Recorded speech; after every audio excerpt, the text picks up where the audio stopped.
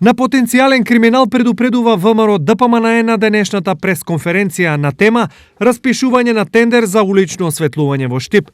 Наместо квалитетно осветлување, Штип ќе добие помрачување, а граѓаните нереални сметки за плаќање, рекоа од ВМРО ДПМНЕ. Препораките напишани во студијата не се почитуваат во веќе објавениот повик. Имено, студијата дава процената вредност на проектот од 2.230.000 евра. Меѓутоа, општината не ја почитува истата и распишува тендер со вредност на проектот од 3.680.000 евра. Ако студијата предлага вкупна цена на една светилка со монтажа за 250 евра, која е исклучително висока цена, а се предвидува да се заменат 4.415 светилки, се стигнува до износ од 1.103.750 евра.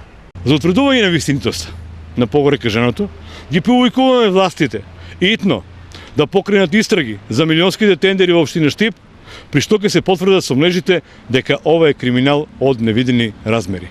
Работиме исклучиво во интерес на граѓаните и долгорочно ги решаваме проблемите со уличното осветлување, возвратија од општината. По кој знае кој пат злосторничкото здружение на ВМРО ДПМНЕ продолжува да ја лаже јавноста преку нивните неспособни кадри.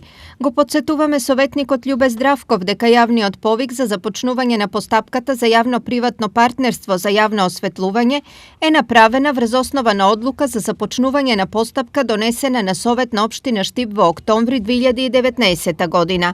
Постапката е целосно транспарентна, јавна и во интерес на граѓаните, со цел да обезбедиме осветлени јавни површини со помал трошок.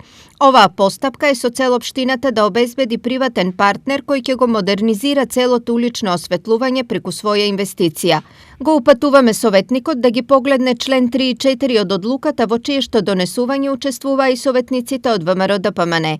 Стои во реакцијата.